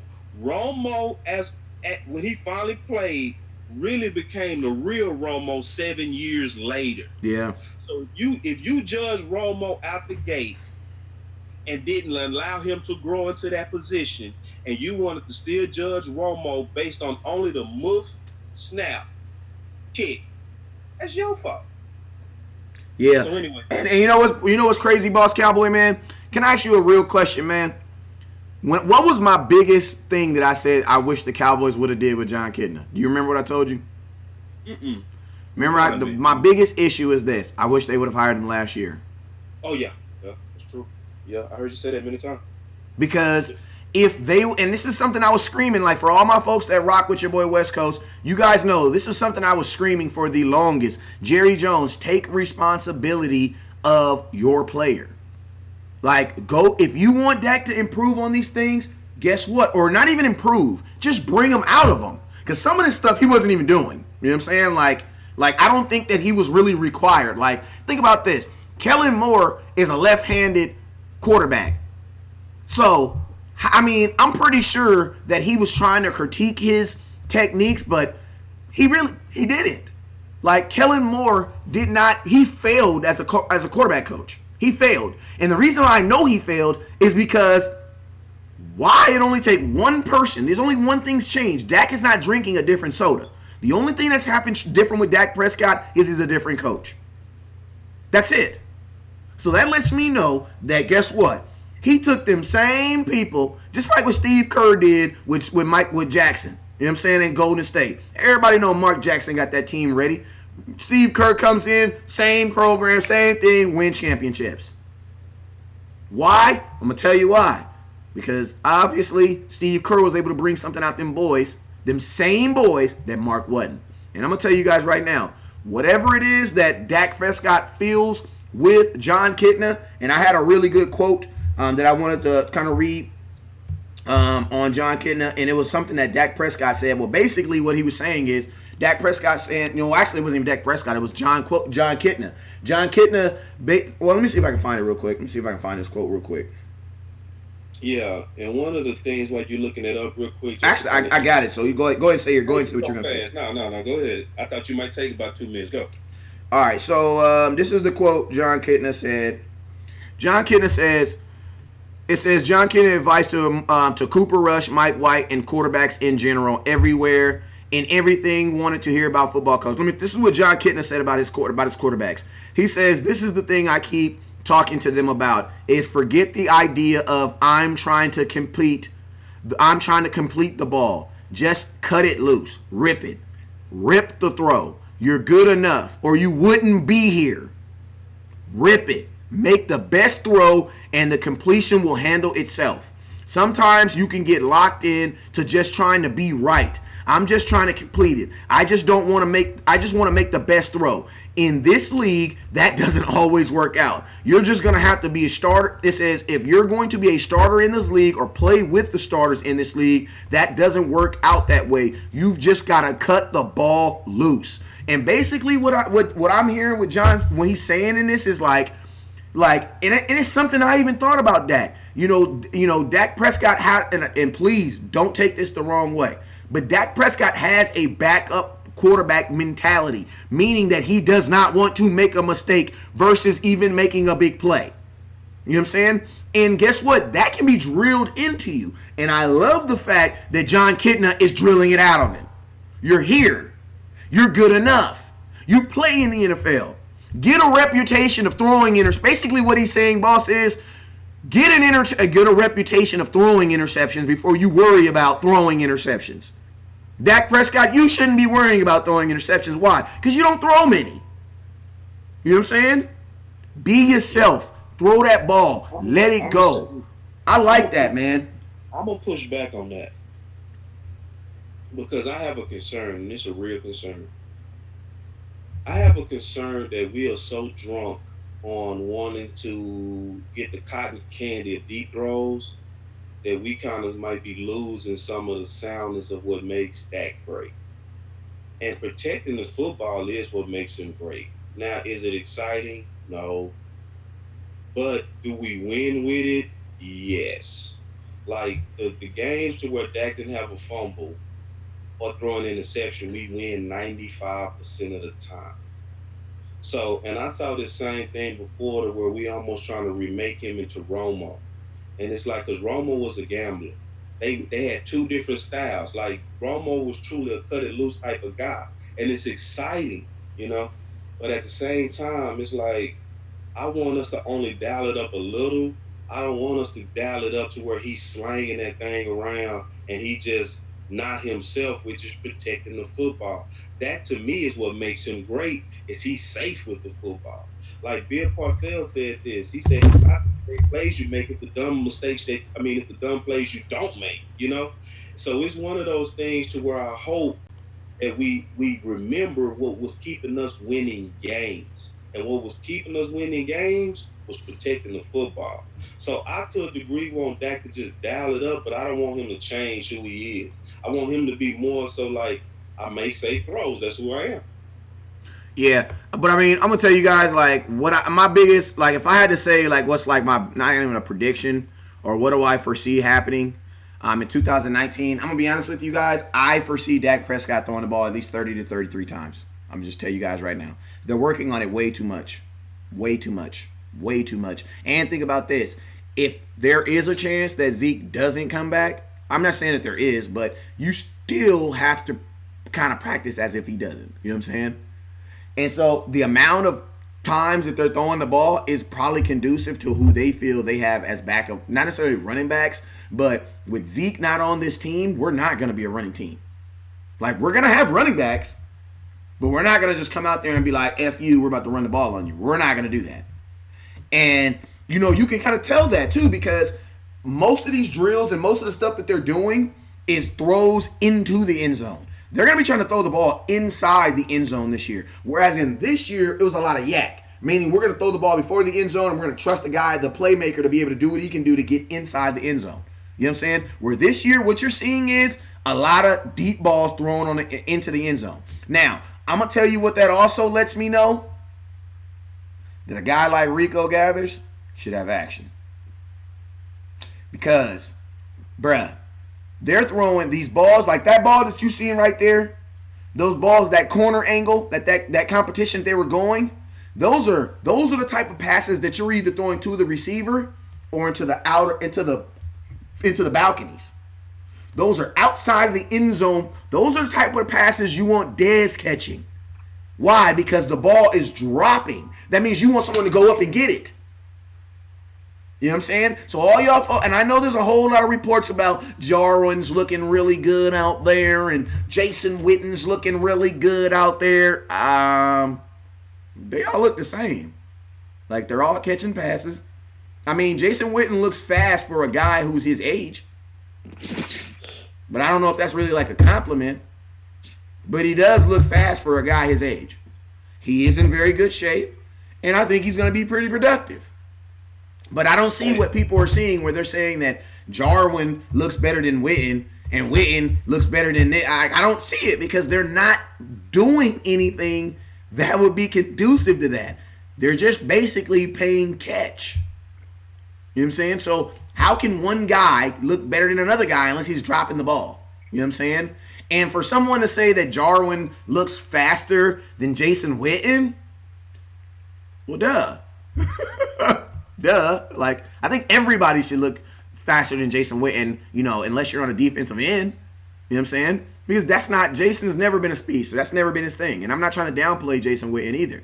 But I'm just saying, like, with what we're working on, the type of passes that we're running, these deep out route passes and stuff like this, these passes that are like diamond into the end zone, what they're working on, man, I don't see why a guy like Rico and his jumping ability, a guy who led all NCAA in offensive rebounds his senior year in college, and this is Division A, Division 1. You know what I'm saying? Division 1 football. You know what I'm saying? I mean, Division 1 basketball. So I don't see how a guy like Rico wouldn't be able to be used on this team. Like, and I'll be honest with you, unless they just don't want to use him, I don't see. I mean, as much as we're going to be passing the ball, and I think we're going to be passing the ball more. You know what I'm saying? I think you're going to see Dak be passing the ball around 30, 33 times. You know what I'm saying? I think you're going to be up there. Now, one thing I am going to trust, and it makes me okay with it, is you're right. Dak Prescott has a history of taking care of the ball. You know what I'm saying? So I still hope that even though we're going to be throwing the ball, he's still going to be that same good decision maker. This is something else I'm going to tell you guys. This is something else that I've noticed about Dak Prescott. I need you guys to understand this, right? And I told Boss Cowboy this yesterday, and he kind of jumped on me, but it's still very true. What I see about Dak Prescott is this: whenever I would go out to practice, because I've been going to training camp since 2015. I went to 14 for one day, then I went 15 like I am going now, like all the time. So I basically been going. I've been there pretty much ever since Dak been there. You know what I'm saying? At least for that, and. One thing about Dak Prescott is Dak always looked different than all your like standard box issue quarterback. You know what I'm saying? Standard quarterback, stay in the pocket, throw the ball, blah, blah, blah, blah, blah. And Dak never really looked it like that. He always looked more athletic than anything. And what I see this year is Dak Prescott is looking like that normal standard quarterback. But the thing I like about it is you still have that athleticism, Dak Prescott. So if we can get a perfect blend of both, I'm gonna tell you what you get, and I don't know, some people are gonna be like, what? But when I say this, I know Boss Cowboy's gonna get it. You'll have a Deshaun Watson-ish, where a guy can really go in that bag and stay in the pocket and deliver those throws, but he can also have his strength of getting outside the pocket. And to be honest with you, if they can have a healthy blend of that, you're gonna have yourself a nice weapon, man. You're gonna have yourself a real nice weapon. Man, the Watsons and Dax and Russell Wilsons really should be the future of football. You got what I was saying about Deshaun Watson, though, right? No, I totally get it. See, because if anybody that watched Watson, because Watson don't have to run at all in a game if he don't want to. He doesn't. And another thing about Watson is when he shakes out the pocket, he's still keeping his eyes downfield, and he can still hurt you with a throw. So and if he decides to take off with it, it's a wrap. Now, one thing that I did want to kind of come back to is I saw the tweets from Jeff Kavanaugh and Brian Broaddus when they was comparing Witten with Jarwin. And if you know what, one of the most obvious things, man. The love for Jason Witten? the apologetic tone that everybody takes when it's time to really just compare Jason Witten to anybody, because Jeff Kavanaugh apologized 3 times before he even, like, you only get 149 characters on Twitter. He used 50 of them apologizing before he even said what he was going to say. And it makes me, I'm just being honest, it makes me sick how we just kind of and I'm not saying I'm not excited for Witten. We Witten worship. You have to apologize to say what you have to say. Right? If you feel that Jarwin is looking better than Witten, and it's really early, so obviously the past can change the story, right? Just say what you see without apologizing about it. Everybody, with all respect, with no disrespect, absolutely no disrespect, Jarwin is looking a lot better in his running ability than Jason Witten. Like you said, no duh, first, but second, just say it. It shows you that it shows you the fear that everybody have. They tiptoe around with. Because at what point, if he is not the value that he once was, do you just call a spade a spade?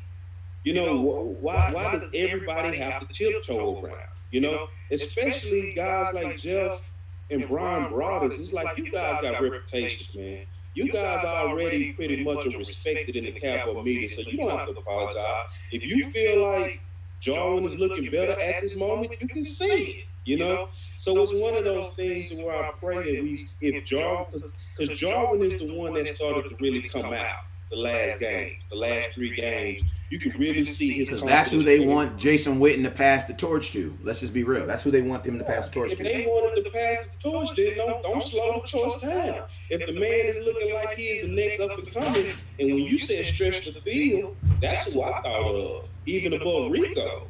I said, Jarwin can stretch the field. You know what I mean? Like, if we trying to go deep now, who's the guy that lit up the Giants? Exactly. Yeah, Jarwin is your middle of the field tight end. Rico is going to be your red zone tight end, because Rico is his speed. The speed is not his. I mean, he can get out there, but I would think Rico is probably about your second fastest tight end out there. Probably, I probably want to line him up. You know what I'm saying? But I would Jarwin, as far as like moving like a receiver, definitely Jarwin, definitely. That's why I didn't see why it was like so hard for him to say that Jarwin don't look better. I'm like, Jarwin should look better than Jason Witten. Like, he should. Yeah, and it's one of those things to where just say it. Like, you have to feel what you see, say what you see. Because at the end of the day, it's supposed to be what's behind you right now, West Coast, that star. What's behind me right now is supposed to be around that star. Not somebody that was a future Hall of Famer. It's like at some point, you stop owing people. You owe the star. That's who we owe. We owe the star, to be honest. So it's one of those things. I do like what I'm seeing, Jason Witten, though. I do like what I'm seeing. Like, from what I see, he looks hungry. He looks like he's working out real strong. Mm-hmm. His routes are still good. He's never been. You want to know why? You want to know why you feel that? Why you happy to see it? Because you're like a person who bought a product and you don't know if you're gonna get your money's worth. So now that you see it, you go get your money's worth. You like, all right, Jason Witten, because I didn't know about this. You know what I'm saying? Because $2 million to Dallas Cowboys, that's a lot of money. Like, I know it in the scheme of things to the NFL, that's not a lot of money.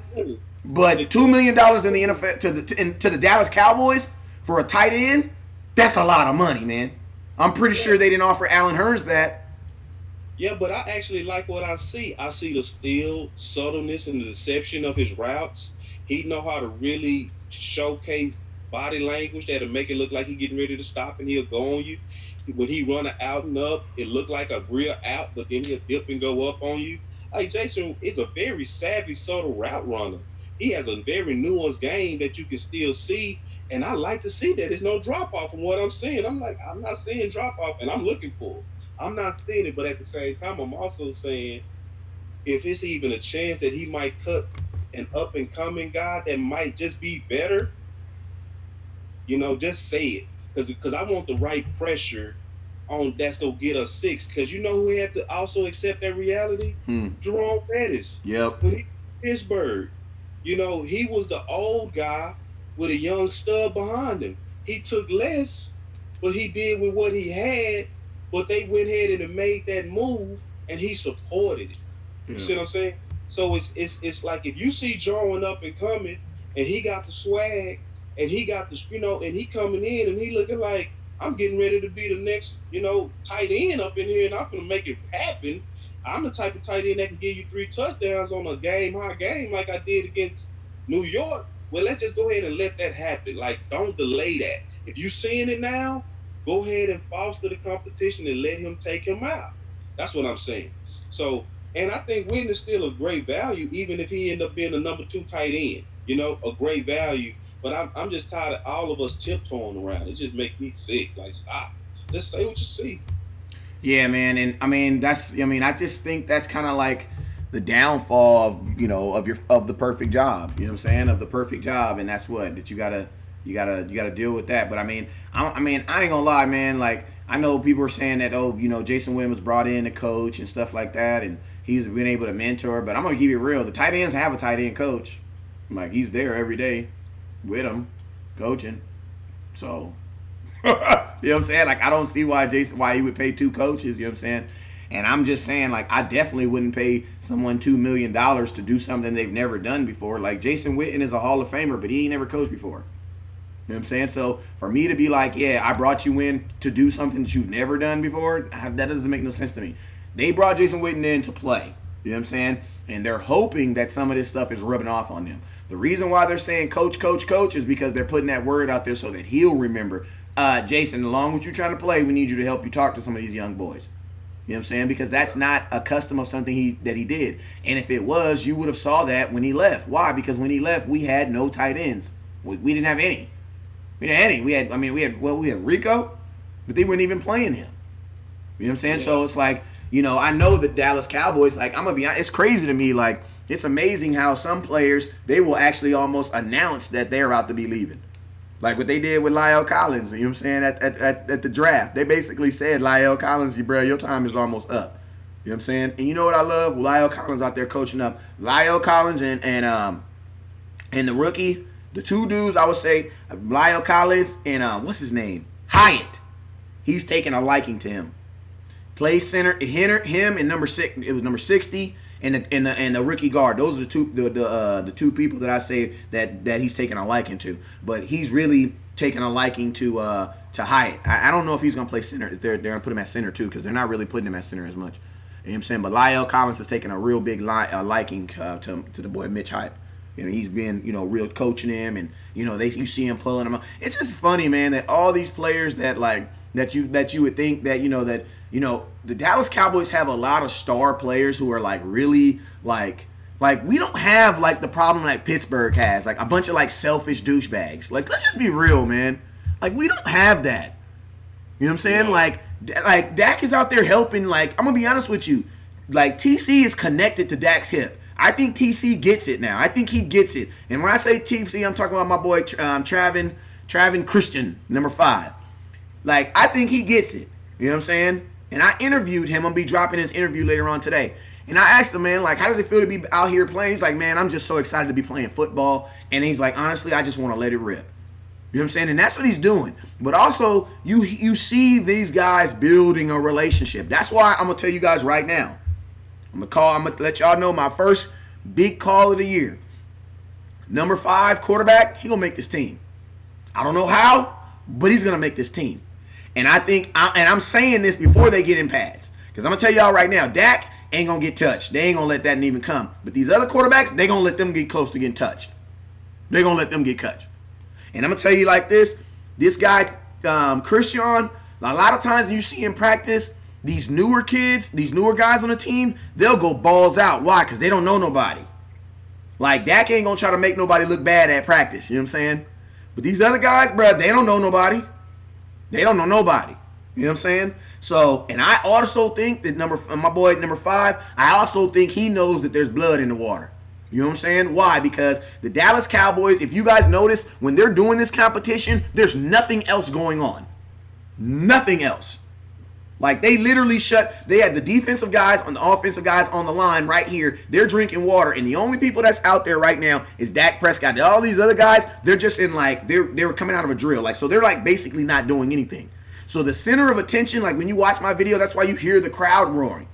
And guess what? One thing about this Taven kid is he understands when the lights is on, go to work. Because if you make enough people out here go ooh and wow, you might have action. That's right. So yeah, you win your crowd, you win. You win your, and that's one thing about Jerry Jones is all about the stage. And I'm gonna tell you something else. Jerry Jones is, if you look to the left, he's in that big old star. You see the big star? At the top of that star, there's actually a place where they can stand. And Jerry Jones is standing there watching the whole thing. So I'm gonna tell you guys right now, man. I don't care. I would nobody say. I'm telling you right now. Number 5, he gonna make this team. They're going to find a way to get him on this team. Hey, shout out to my folks over on YouTube. We ain't forgot about you, man. We got 21 people rocking with us on YouTube. We got 50 people rocking with us on Facebook. That's 71 people rocking right now. And don't forget, today is the first day of practice in pads. And we will be live in the building at 3:30 today, California time. So make sure you guys tune in because I will be live. At training camp for the first day of practice. As soon as I jumped my wife's car because she left the dang light on when we was at practice. So her BMW is dead sitting in my driveway. So if anybody can stop by my house and give me a jump, that'd be good too. But go ahead. Just real quick, man. I want to just kind of recap some of the interviews that I'm also curious about myself. Just real quick. He played for South Dakota.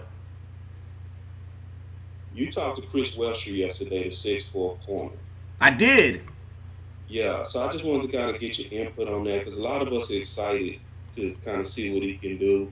What's your feeling on the new size? Because it seems if there's a great deal of size on our, especially cornerback position now with Michael Jackson and Chris Webster. Could you just kind of elaborate on your discussion with Chris Webster and just talk about the size?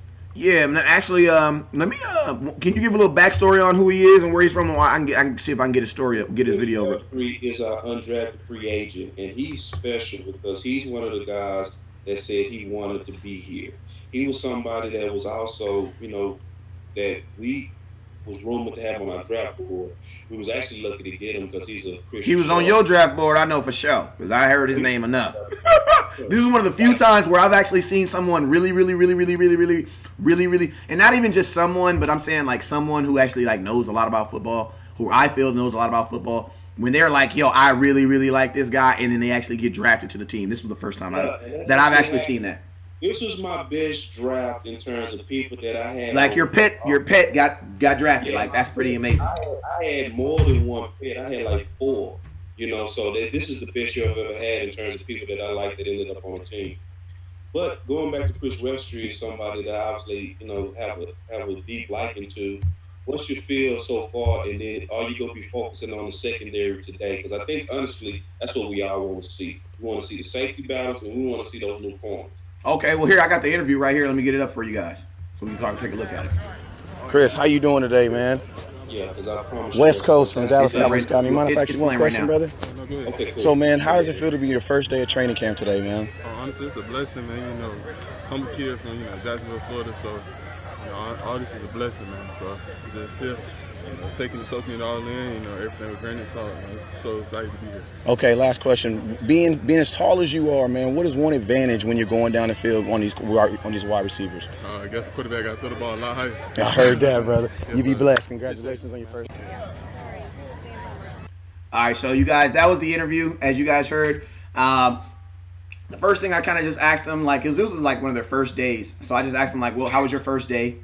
And then the second thing, I'm going to tell you guys right now, the number one most noticeable thing on the field is this. If you put the DBs on this side and you put the wide receivers on this side, you would 100% believe that the DBs were wide receivers. If they did not have blue jerseys on, you would 100% believe that the DBs are wide receiver because every DB is taller than every wide receiver we have, I think, except for maybe like, because Coop ain't really that tall either.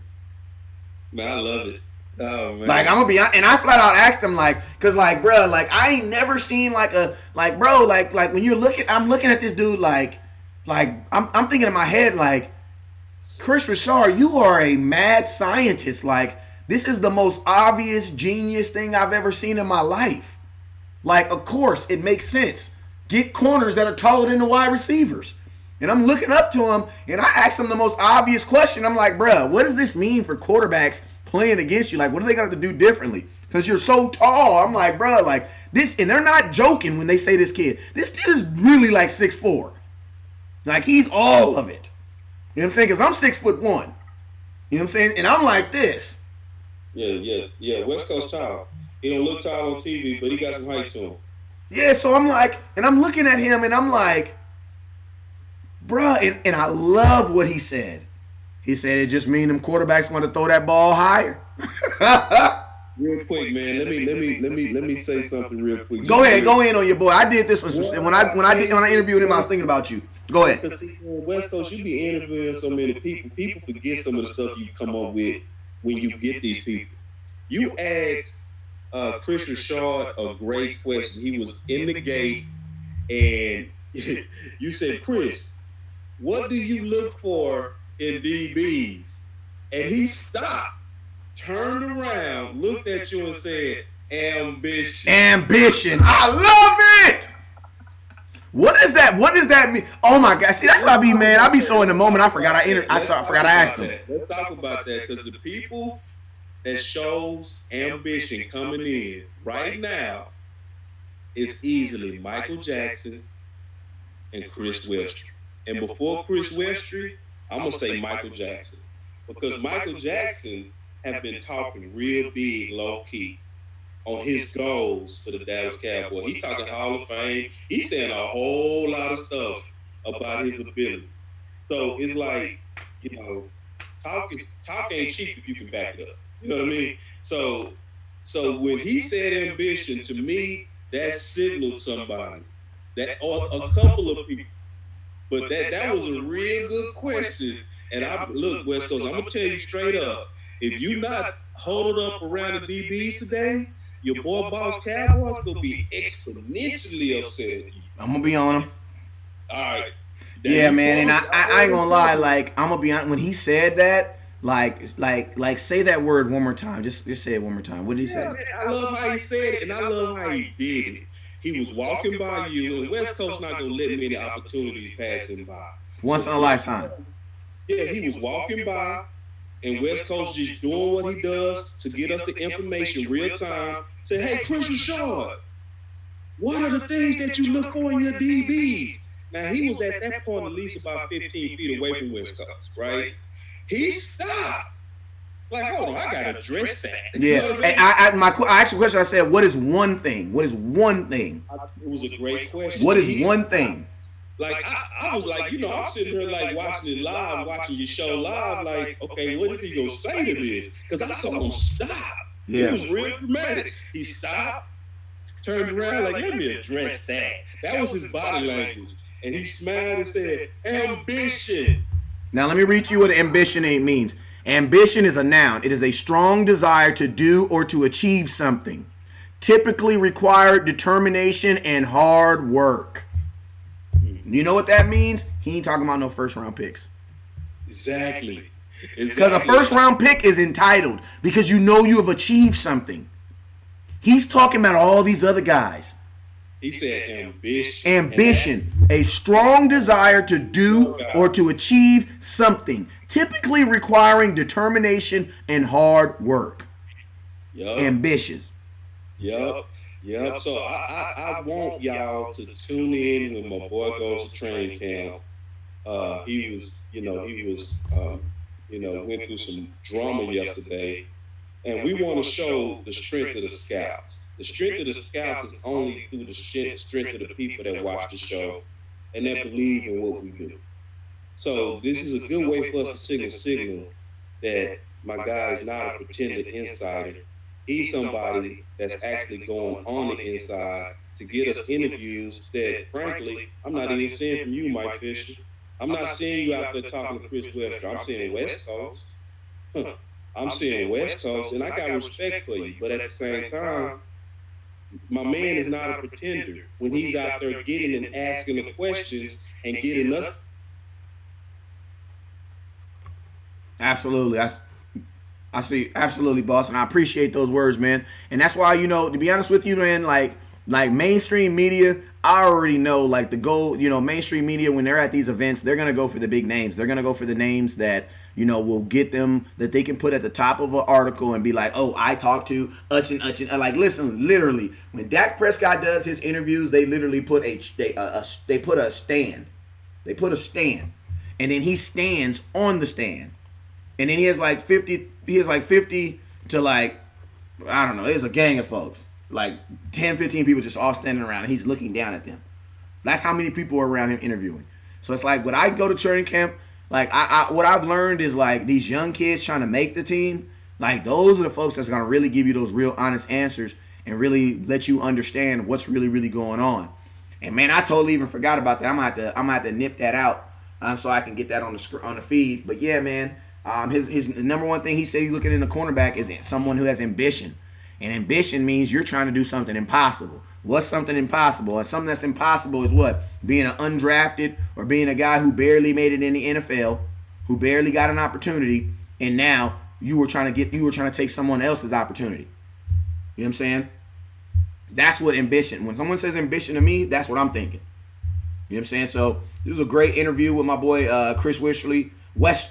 I appreciate him for giving me the opportunity to interview him. It was great. Also, shout out to my hot boys who got your boy the field access pass so I can get on the field to even get the interview. You know what I'm saying? So I appreciate you guys for that. You don't have to have a rushing. All right, Jerry. I didn't want to hear that crap. But yeah, man. So just a really good interview, really good thoughts from that. So I just want to appreciate him for giving us that opportunity. Real quick before we get up out of here, I want to say my boy Joseph over on YouTube says I could easily see number 5 making the scout team or a potential backup. Aaron says like Gladiator, win the crowd, win your freedom. You're absolutely right. That's actually where we got that from. You know what I'm saying? That actually comes from Gladiator. You know what I'm saying? So we 100% agree with that. You know what I'm saying? Meticulous Cowboy, what's up with you? He says, yo, I see you, man. Joseph says, as a fan, I just want the truth. No politically correct crap. I mean, to be honest with you, they're always going to give you some type of politically correct crap. I mean, because they always have agendas. Like, they always have agendas that they have to take care of, and they have stuff that they have to do and that they have to achieve. And to be honest with you, someone out there just putting out straight truth could mess those things up. You know what I'm saying? That's just all I'm going to say. Like, you have someone out there putting out different truth than you're putting out, it could interfere with what you're trying to do. You know what I'm saying? So I don't knock the Cowboys for that. Tony says, Jerry killing me saying that dumb stuff. Yep, I already know. Kerry says, West Coast, you be hustling for us out here, there, and I appreciate you. And man, I appreciate you too, brother. I appreciate my scout Kerry who wears his hat to the side. I wish I had a hat over here. I do. Got him right here. Here we go. Got you, Key. You know what I'm talking about? You know what I'm saying? I got you. You know what I'm saying? So, Tony P, I appreciate you. Joe says, I like the word. Finish the fight. Joe Trentino says, Brenny says, you have the best interviews. I appreciate you, man. I appreciate you, Miss Henny. I appreciate you so much. Appreciate the scouts, man. You guys definitely keep your boy motivated to get as many interviews and get as much coverage as possible. I try to deal with players who are who can benefit from me interviewing them. If you notice, a lot of these guys, like, man, they, when these reporters, they only want to talk to Dak, Zeke, and those guys making that big money. So, a guy like Chris Westry, I'm pretty sure he appreciated someone not just wanting this interview, but actually wanting his thoughts. And that's what we do here at Dallas Cowboy Scouting. Hey, man, I want to let you guys know, though, that this whole training camp and all my training camp videos that I've been posting and everything that I've been doing has been brought to you by Cowboys Experience. So I just want to give them a special shout out to Cowboys Experience, the official travel partner of Dallas Cowboy Scouting. I appreciate everybody that's been inboxing me about packages. I'll send you guys my telephone number.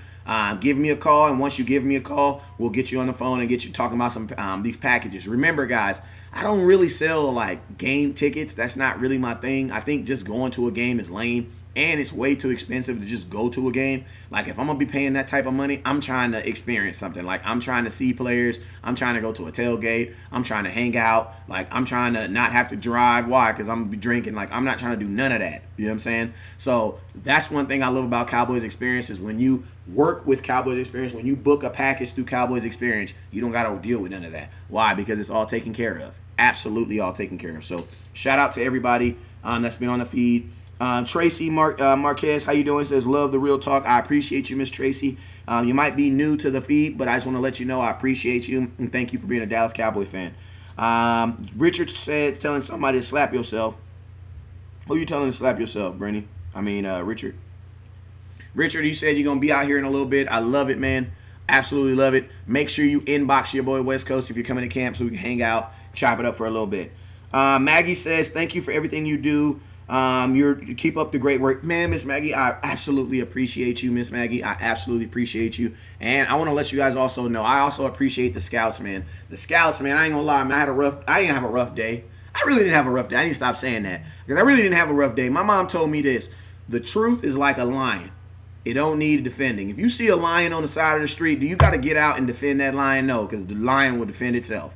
And honestly, that's how the truth is. You just got to decide if you're going to believe it or not. But I'm going to be honest with you, man. These people right here, my scouts, man, the folks who have decided to be a part of, the scout empire and making this thing continue to go, man. I just want to personally appreciate you guys and thank you guys. There was never a point yesterday that I wanted to quit doing what I was doing. Why? Because I love enjoying I love what I'm doing. But I do want to let you know there was a time yesterday where I was frustrated in what I was doing. Why? Because, I'm going to be honest with you. Let's keep it 100. I don't get paid to come on here to do this. I don't. So, it does not benefit me anything to put out some bad news on my team. That's dumb. That makes absolutely no sense. And let's just be real. Clickbait only works if you're getting paid.